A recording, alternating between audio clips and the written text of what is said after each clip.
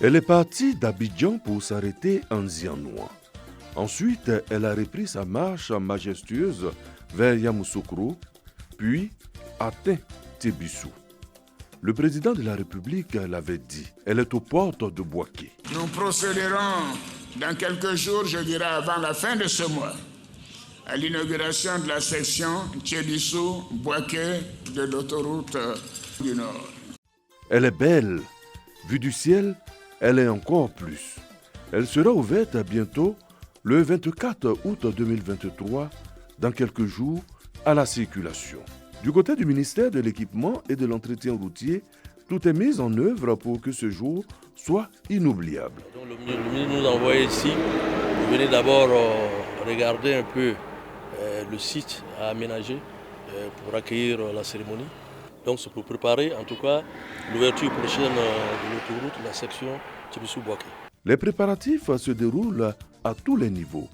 Les acteurs du transport se mobilisent pour la beauté de ce jour. Nous nous sommes rassemblés pour galvaniser nos troupes, les chauffeurs, les transporteurs, les auxiliaires, tous les opérateurs, pour que le 24, avec la présence du président de la République, à l'ouverture de ce tronçon-là, nous puissions être nombreux pour démontrer au chef de l'État, Alassane Ouattara, que nous sommes heureux de son plan de développement en ce qui concerne ses infrastructures. Avec l'ancienne voie, il fallait environ 4h30 pour atteindre Bouaké depuis Abidjan. Jusqu'à ce jour, la ville de Bouaké est traversée par des camions de marchandises en direction du nord de la Côte d'Ivoire et des pays de l'Interland. Cet itinéraire n'était pas sans conséquences. Les femmes qui quittent avec les produits vivriers ici nous ont plusieurs fois saisis pour dire qu'à cause de l'état de la route, à cause de la fluidité, avant qu'elles n'arrivent à Abidjan, les produits sont pourris. Et aujourd'hui, avec l'autoroute Abidjan-Bouaké, ce n'est que des mauvais souvenirs. Après l'inauguration prochaine de la section Tébissou-Bouaké, la nouvelle autoroute permettra de rallier Abidjan-Bouaké en seulement 3 heures de temps.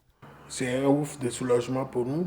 En matière de sécurité, nous gagnons beaucoup parce que nous avons constaté plusieurs accidents sur l'axe Tébissou-Bouaké à cause du mauvais état de la route.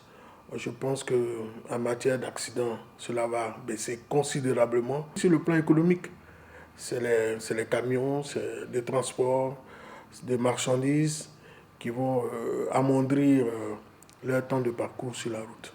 Comme on a coutume de le dire, la route précède le développement. Cela représente beaucoup en termes de facilité offerte aux investisseurs, aux habitants de Bouaké d'effectuer leurs activités commerciales et industrielles. Donc vous imaginez la joie de nous, les cadres de Bouaké et des populations de la région. Outre le gain de temps, c'est aussi un apport économique pour la région de Bouaké, avec certainement un impact sur le prix des denrées alimentaires et d'autres produits. Face à ces nombreuses retombées, les chefs coutumiers de la région sont reconnaissants à cette vision du chef de l'État, Alassane Ouattara. Le président Alassane Ouattara a vu juste de faire cette autoroute qui va relier Tébissou-Bouaké.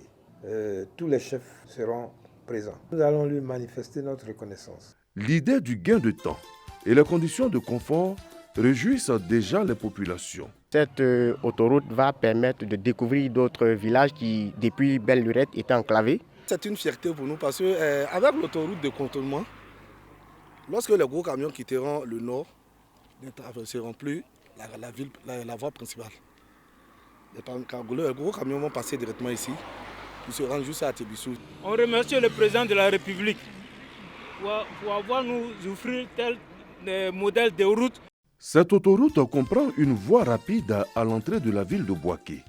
L'autoroute elle-même, elle fait 4 km. Une route 2 fois 2 voies. Vous avez vu déjà les localités traversées ont commencé à s'animer. L'autoroute relie désormais les 2 plus grandes villes de la Côte d'Ivoire, Abidjan et Bouaké. C'est sûr, elle reprendra sa marche triomphale vers le nord du pays.